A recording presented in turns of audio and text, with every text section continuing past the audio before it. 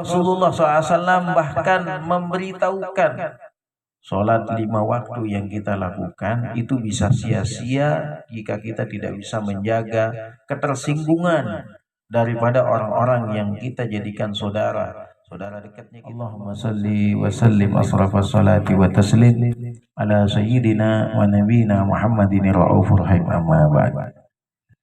Yang sama-sama kita hormati dan kita cintai dan kita doakan Sahibul Bait dan beserta para asatis yang berkesempatan hadir pada malam hari ini, bil khususan saudara kami tercinta Al-Habib Khalid bin Abu Bakar Al-Aidrus.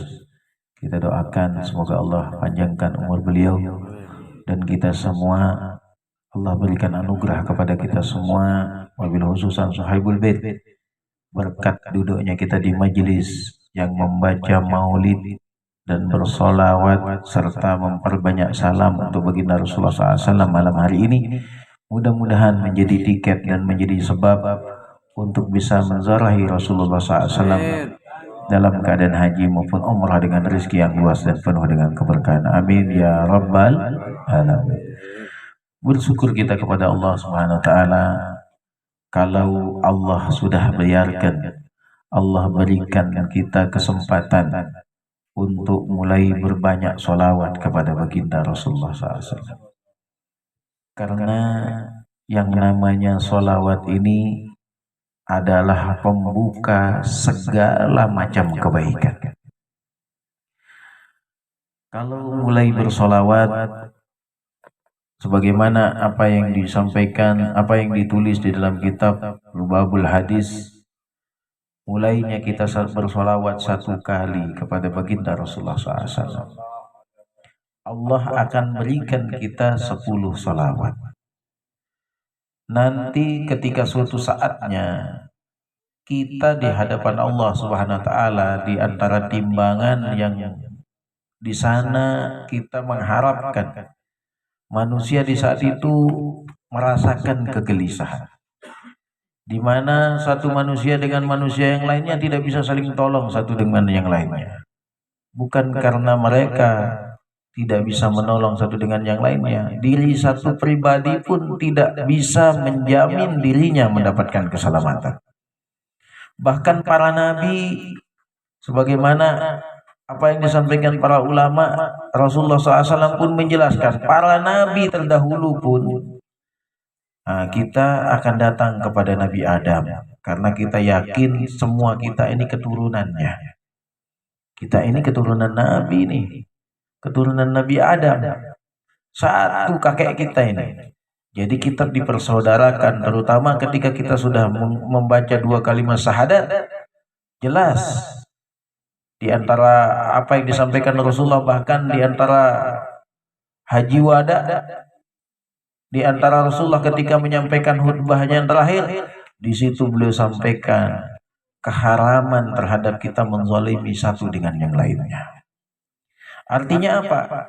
Bayangkan Rasulullah SAW sebutkan ada seorang wanita, dia sholat, wudunya Isya itu bisa sampai subuh.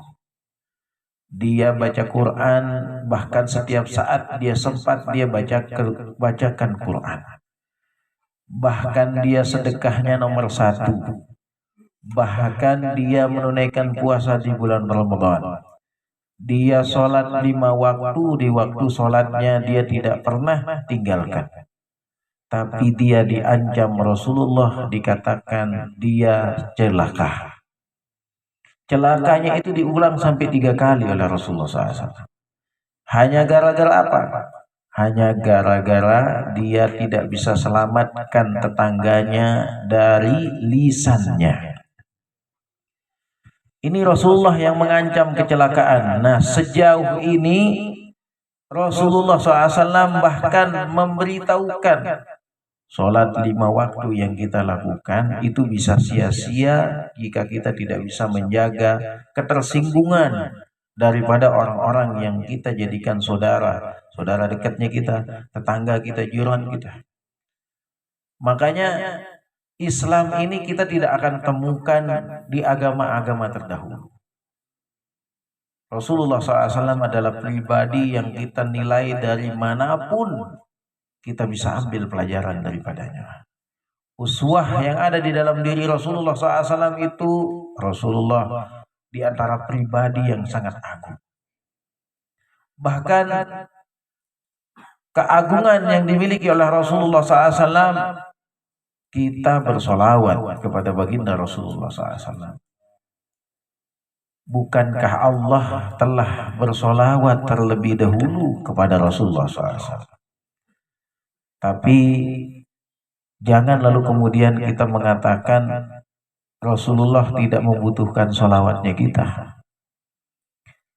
Kita selamat ini adalah kebahagiaan bagi Rasulullah SAW. Kita yang bersolawat untuk Rasulullah SAW, kita hidupnya mendapat rahmat, kita matinya mendapatkan keselamatan. Itulah yang menjadi nomor satu, yang menjadi kebahagiaan daripada baginda Rasulullah SAW. Salawat ini pembuka rezeki. Di dalam kitab Lubabul Hadis disebutkan jarak antara doa kita dengan Allah Subhanahu wa taala itu ada tertutup di atas kepala kita ini yang menghalangi antara jarak dikabulkannya doa kita itu dengan Allah Subhanahu wa taala, yakni dosa-dosa yang kita miliki. Tapi dengan kita bersolawat kepada baginda Rasulullah SAW, maka hijab itu akan dibuka oleh Allah Subhanahu wa taala. Artinya apapun yang kita doa berhajat kepada sesuatu hajat yang ingin kita cepat Allah kabulkan, hendaknya kita netralisir dulu dosa-dosa kita yang kita miliki. Dengan cara apa? Dengan bersolawat kepada baginda Rasulullah SAW. Sallu ala Nabi Muhammad. Allahumma salli wa sallim. Bahkan lalainya hati kita ketika bersolawat kepada baginda Rasulullah SAW, bahkan tidak hadirnya hati kita ketika kita bersolawat kepada baginda Rasulullah SAW, telah mendapatkan daripada solawat Allah Subhanahu wa taala sebanyak 10 solawat. Bahkan ulama sebutkan satu solawatnya Allah ini jika diletakkan di satu timbangan, maka diletakkan di sebelah timbangan itu langit ini, dunia ini beserta isinya. Lalu kemudian diletakkan dengan dosanya semua makhluk dari awal makhluk sampai akhir makhluk. Diletakkan satu saja solawatnya Allah, jelas satu solawatnya Allah Subhanahu wa taala ini akan lebih berat daripada dunia ini beserta isinya dan semua dosanya makhluk hidup ini. Makanya Habib Abdullah bin Ali Al-Haddad mengatakan, sungguh beruntung manusia yang sempat di dalam umur hidupnya sempat walau hanya satu kali bersolawat kepada baginda Rasulullah SAW. Makanya solawat ini sebenarnya menjadi pintu kebahagiaannya Rasulullah terhadap kita umat yang diselamatkan berkat kita bersolawat kepada baginda Rasulullah SAW. Dan rahmat yang terbesar yang Allah berikan kepada kita sebagai umatnya Rasulullah SAW, yang dimana Rasulullah sebutkan sendiri di dalam hadisnya, qaulan nas fi yaumil qiyamah aksaruhum alaihi salat. Tahukah kalian orang yang paling dekat denganku kelak di hari kiamat, yakni mereka yang paling banyak salawatnya kepada baginda Rasulullah SAW. Jelas di dunia ini semua akan dibukakan oleh Allah Subhanahu wa taala dengan kita bersolawat kepada baginda Rasulullah SAW. Bayangkan duduknya kita di majelis ini, kita membaca sirahnya baginda Rasulullah SAW, kita membaca maulidnya baginda Rasulullah SAW.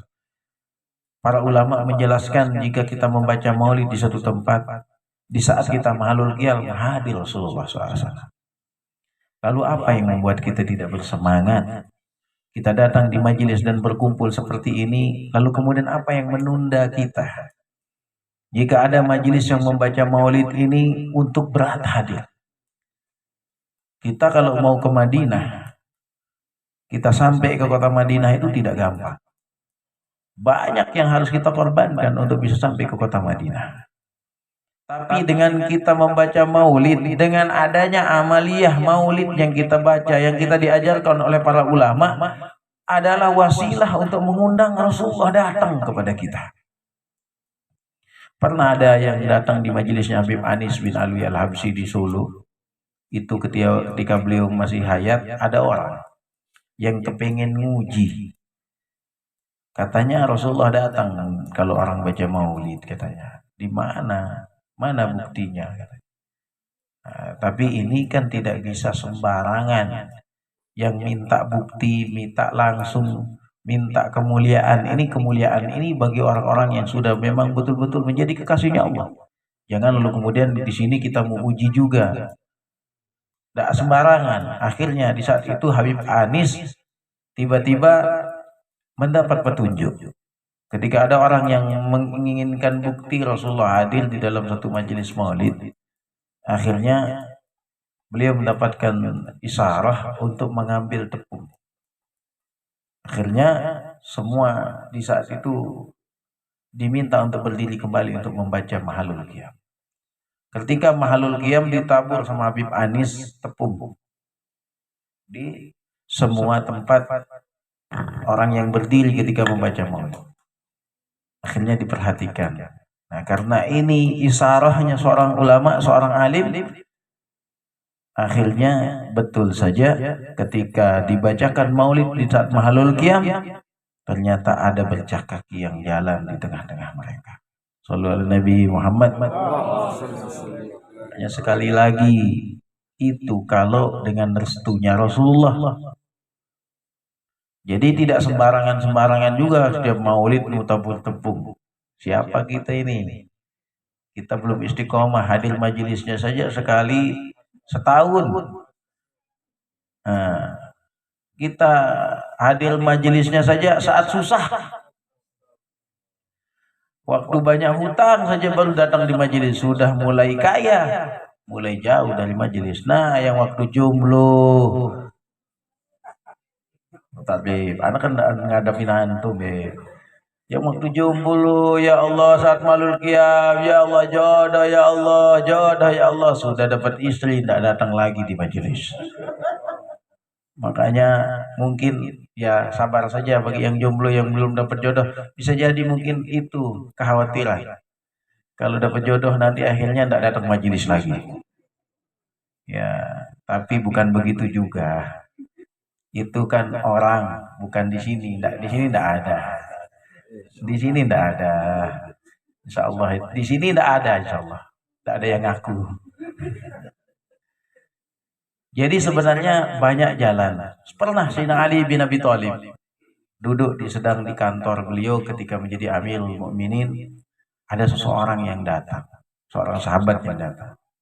Ketika hendak duduk di kursi, tiba-tiba kursi itu tiba-tiba patah. Padahal kursinya bagus.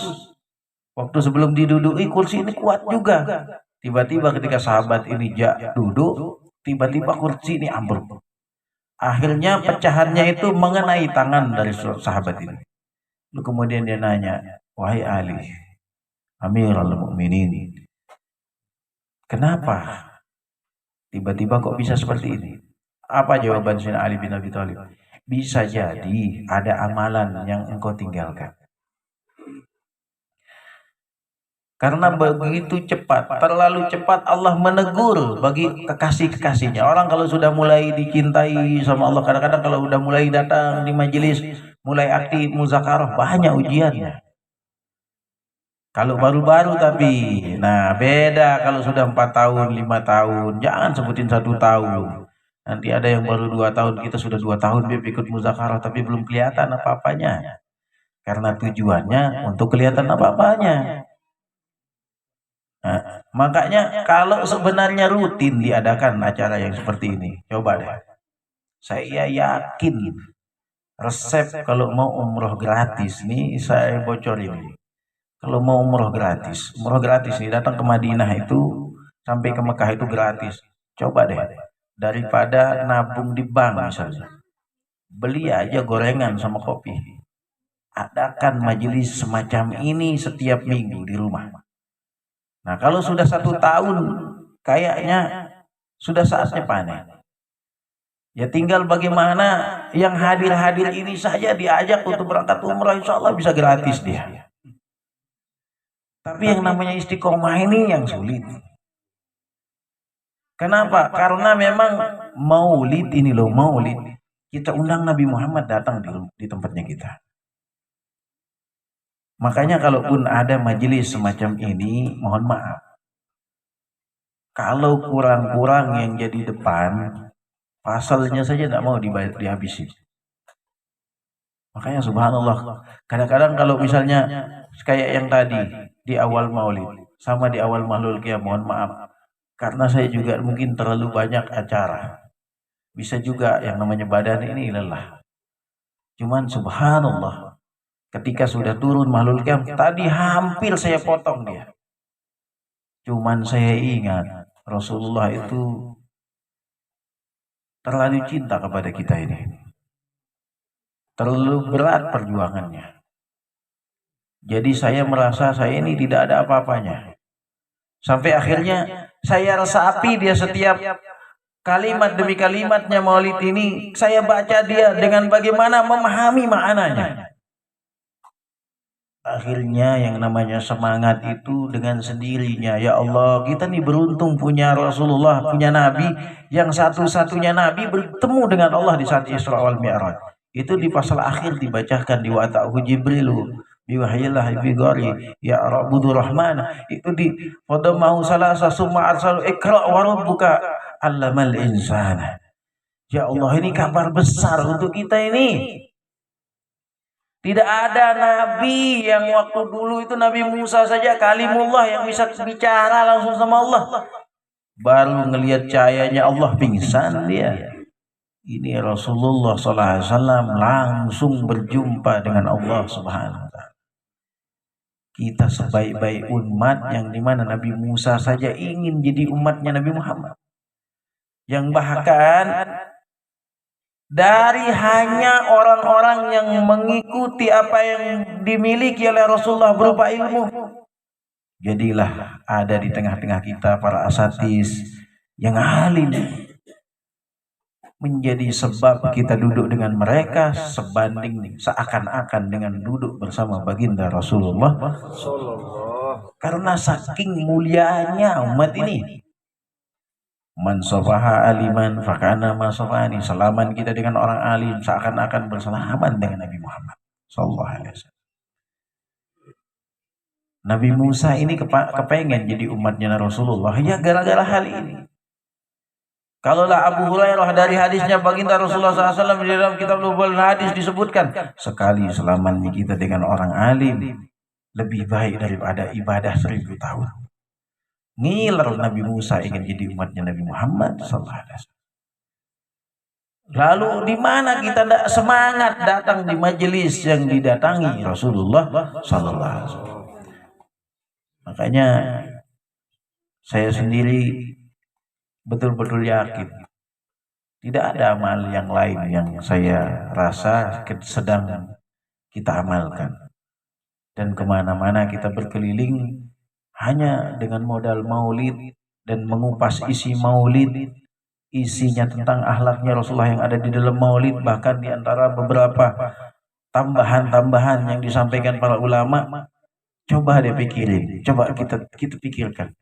Tadi juga sebelum maulid kita bahas. Bayangkan 1400 tahun yang lalu Rasulullah punya keringat. Kok bisa sampai di Banok ini? Rasulullah bisa sampai keringatnya sampai hari ini. Kadang-kadang kalau dulu kita kadang-kadang memikir Rasulullah bisa enggak kita sentuh keringatnya. Orang kita sampai di Madinah saja, bahkan yang berpuluh-puluh tahun di Madinah, bahkan sampai 40 tahun pun 50 tahun pun belum tentu bisa masuk megang kelambunya makamnya Rasulullah. Kain kiswahnya Rasulullah ini tidak sembarangan juga, walaupun dia bekasnya sudah dikeluarin, tidak sembarangan kita bisa memegangnya. Ini dari kota Madinah datang ke Lombok. Dan bahkan keringatnya Rasulullah SAW dari tangan ke tangan, dari tangan ke tangan, dari tangan ke tangan, dari tangan ke tangan. Bisa juga kita sentuh keringat yang memang tersimpan. Padahal kan kita sedunia ini kalau berebutan, kan Rasulullah sudah meninggal dunia, bagaimana akan bisa mendapatkan keringatnya nyentuh rambutnya. Ini barang yang sangat langka. Bahkan 1 minggu yang lalu, berkat maulid, ada seorang tokoh yang undang saya hadir ketika anaknya mau diakikah. Di begitu rumitnya acara, termasuk waktu itu dengan Habib Khalid, ada acara juga di Pematu. Ini acaranya 2 dalam satu waktu sama-sama maghrib.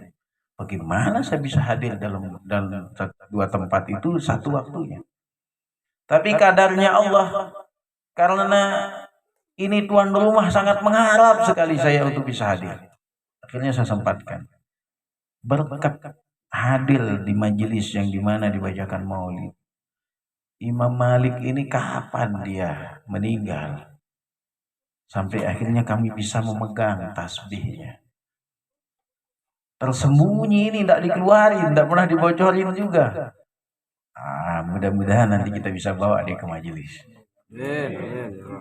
Ini tangannya Imam Malik, Imam Mazhab, yang menjadi rujukan kita min ahli sunnah wal jamaah ini mengambil keberkahannya. Bahkan kalau yang kita yang masih standar mazhabnya Imam Syafi'i, tidak langsung kita berani meraktekin bagaimana kehati-hatiannya Habib Zain bin Ibrahim bin Smith. Ketika beliau datang ke kota Mekah untuk umroh, beliau tidak pindah bertaklid ke mazhabnya Imam Malik. Tapi kalau model-model kelas-kelasnya kita ini, ya mau tidak mau kita bertaklid dulu. Kenapa? Karena kita tidak sampai di apa yang dilakukan oleh, apa yang dipelajari dan di kehati-hatiannya Habib Zain bin Ibrahim bin Smith. Bahkan kita, ya bagi yang ada pengalaman pernah tawaf, Habib Zain itu milih tawafnya di atas. Kenapa? Karena lebih berhati-hati. Dari apa yang di dalam kitab fikih ibadahnya Habib Muhammad Amin pun disebutkan di situ. Sebenarnya masih kita belum harus pindah secara penuh kepada mazhabnya Imam Malik, tapi kehati-hatiannya itu haruslah dengan tuntunannya para ulama. Nah, sekelas mazhab Imam Malik ini memiliki barang. Ini ada di Lombok ini. Tapi kalau tidak dibuka, bahkan saya ancam juga dia. Saya punya keringatnya, kita punya kiswahnya. Jadi kalau antum tidak keluarin, anda tidak kasih cium, ya akhirnya kita barter. Keluar juga dia sebenarnya Habib ini. Jangan sampai ada yang tahu ini. Tapi kalau sudah kebongkar sama saya, mana bisa begitu? Kenapa? Termasuk kiswah ini juga sebenarnya, kalaupun saya taruh di rumah itu untuk diri saya sendiri. Tapi bisakah kita bayangkan bagaimana bahagianya Rasulullah, di mana umat-umat yang di Banok ini saja bersentuh kulitnya dengan keringatnya Rasulullah ini bisa jadi obat.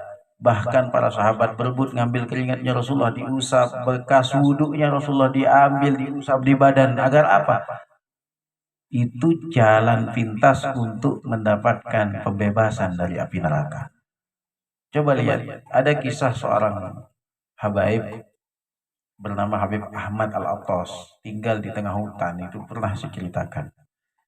Itu ada orang raja yang beragama Hindu di Thailand, itu mau perangi beliau. Gara-gara apa? Ada rakyatnya masuk ke hutan, keluarnya agama Islam. Masuk keluar Islam. Raja khawatir lama-lama semuanya jadi Islam nanti. Akhirnya pergi membuat perhitungan kepada Habib Ahmad Maulana Dangkal Attas. Habib, jangan kau Islamkan lagi daripada rakyatku. Nanti lama-lama nih habis ikut agamamu. Besok kamu kalau mengislamkan lagi, saya serang ke sini katanya. Dan saya ratakan dengan semua tempat tinggal kamu ini di hutan ini. Datang saja diserang saja, dia bilang.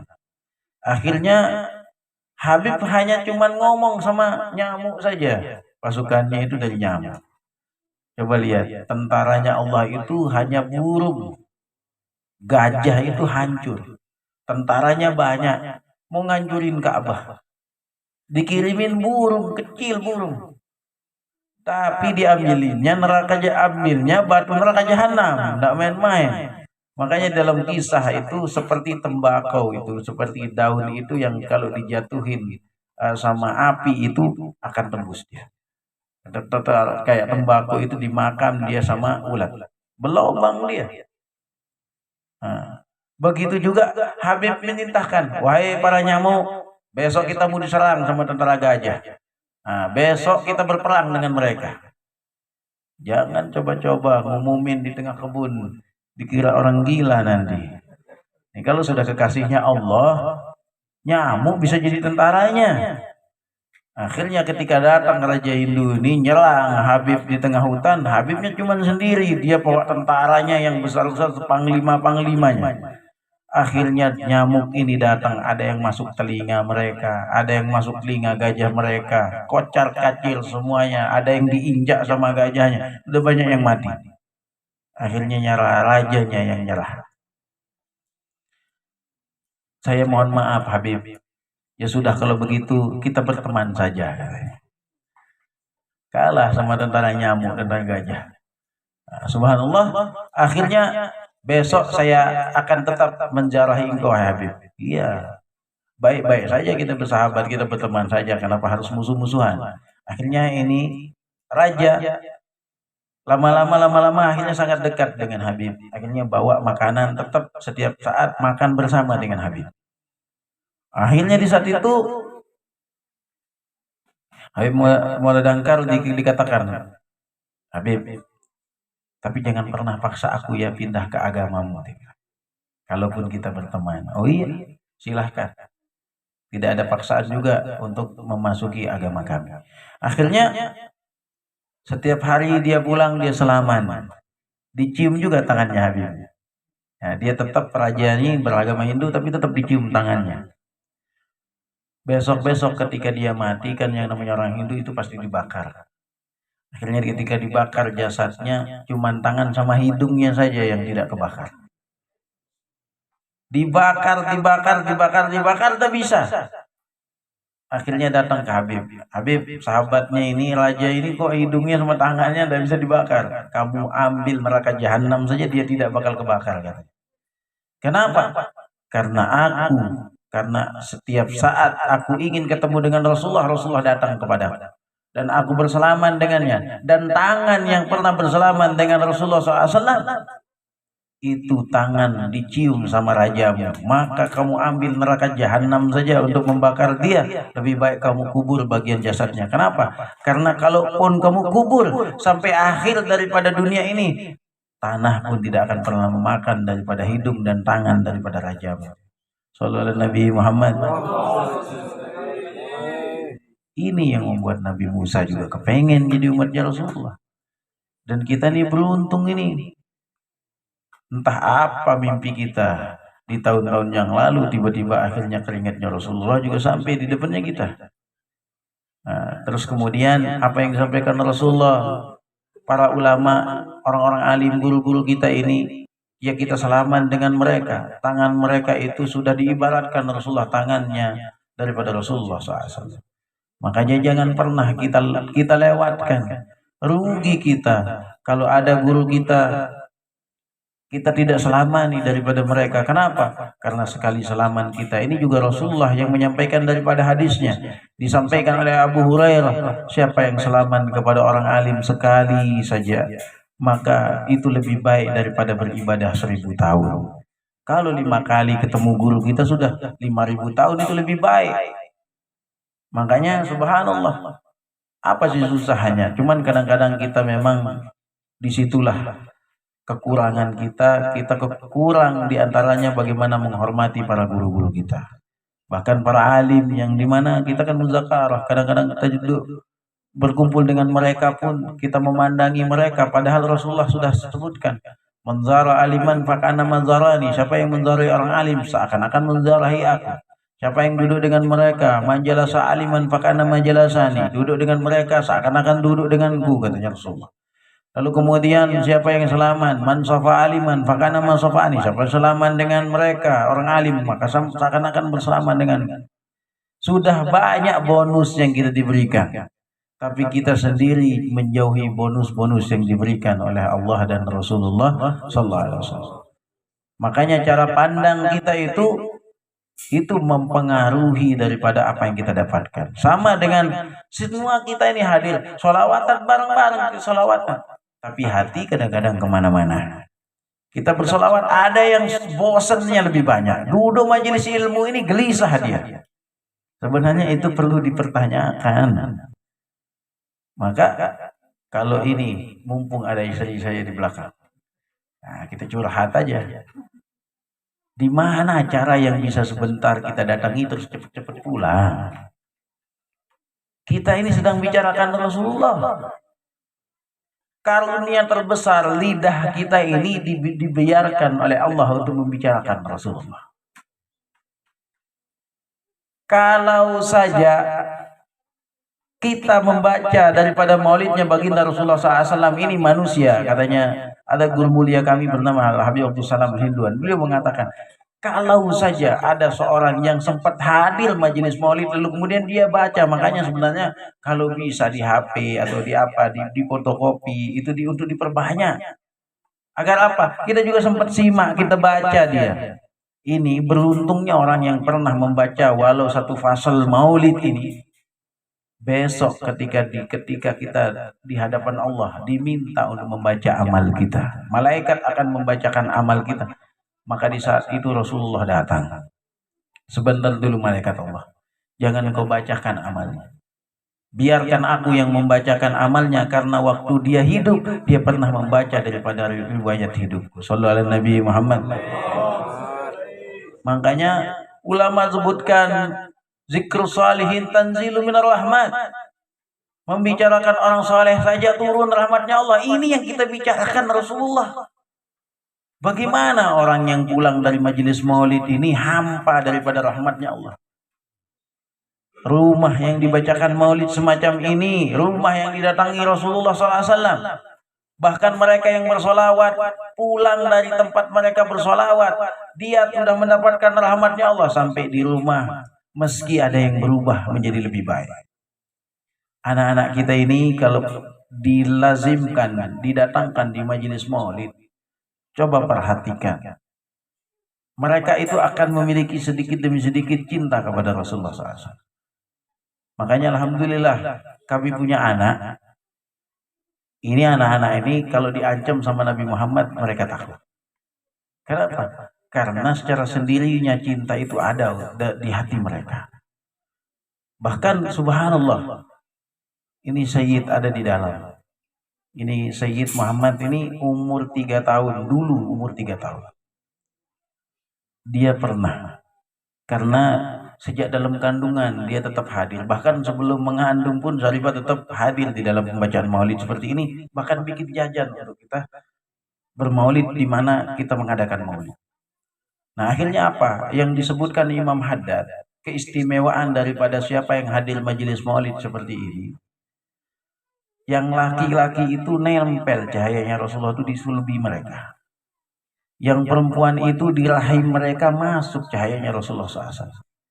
Bahkan kalaupun mereka tidak alim, mereka tidak ahli ibadah, kalau mereka punya anak alim suatu saatnya, kalau mereka punya anak yang ahli ibadah, kalau mereka mempunyai anak yang dekat cinta kepada Rasulullah SAW, jangan heran kata Habib Abdullah bin Al-Haddad. Kenapa? Ya karena mereka hadir di majelis maulid, terpercik cahayanya Rasulullah ke sulbi mereka, terpercik cahaya Rasulullah ke rahim mereka. Apalagi yang sudah hadir ini, mereka anak-anak kita ini terpercik dengan cahaya Rasulullah ke dalam hati mereka. Maka amal membaca maulid semacam ini, kenapa tidak kita rutinkan? Di satu tempat itu rugi, walau tidak harus sebanyak ini. 5-6 orang di musola dibacakan, di halaman rumah dibacakan, di rumah-rumah dibacakan. Untuk apa? Ngundang Rasulullah kok rugi? Subhanallah, kami punya anak ini menangnya dari umur 2 tahun. Ceritanya itu dikasih mainan lah sama Rasulullah. Tapi kayaknya mau percaya dengan anak-anak ini sulit. Kadang-kadang dicerita-cerita gitu kan. Karena ini anak-anak. Akhirnya saya Ya alhamdulillah gituin aja. Takutin dengan atas nama Rasulullah nanti jadi kalau nakal tidak dicintai Rasulullah. Gitu. Akhirnya apa? Suatu saat di umur 3 tahun dia bangunin adiknya. Adik, tadi malam abang diajari salam sama Rasulullah. Nah ini mengagetkan ini. Karena suatu saat saya juga pernah bersalaman dengan Rasulullah. Akhirnya saya perhatikan. Saya pernah mimpi ketemu Rasulullah, bersalaman dengan Rasulullah. Dan itu pun dengan cara yang sama. Nah akhirnya saya percaya. 100% percaya. Kenapa? Karena cara salaman yang saya lakukan kepada Rasulullah dilakukan dan diajarkan kepada anak saya oleh Rasulullah SAW sendiri. Makanya kalau sudah sejak umur 3 tahun saja, bahkan sejak kecil itu sudah dibimbing karena seringnya hadir di dalam majelis maulid. Bahkan alhamdulillah di saat mahalul qiyam sering kali saya kasihkan mic dia. Walaupun belum bisa baca tapi sudah hafal daripada mahalul qiyam ini. Karena setiap hari dengar. Kenapa anak-anak kita ini kita jauhkan daripada mendengar namanya Rasulullah? Sholawat untuk Rasulullah SAW, riwayat daripada Rasulullah SAW.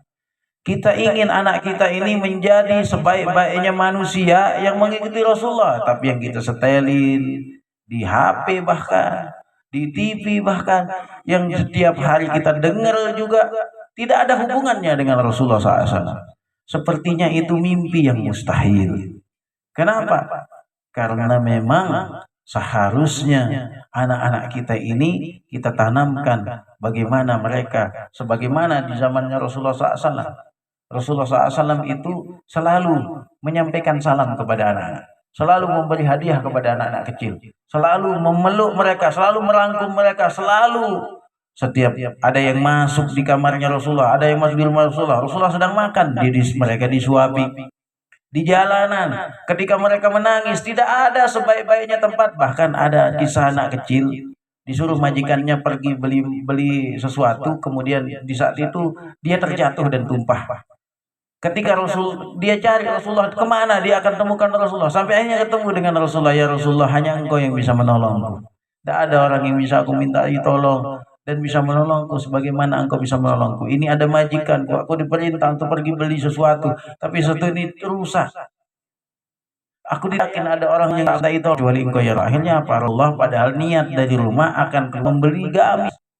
Tapi apa yang dari Rasulullah diberikan semua kebutuhannya ini anak. Tapi akhirnya buat anak yang dirinya Rasulullah SAW sangat cinta kepada Rasulullah SAW. Kisah Abu Lahab terbunuh itu anak masih belasan tahun. Bahkan ketika di kancah peperangan mereka anak yang belasan tahun ini, 2 orang ini nanya, paman, yang mana si Abu Lahab?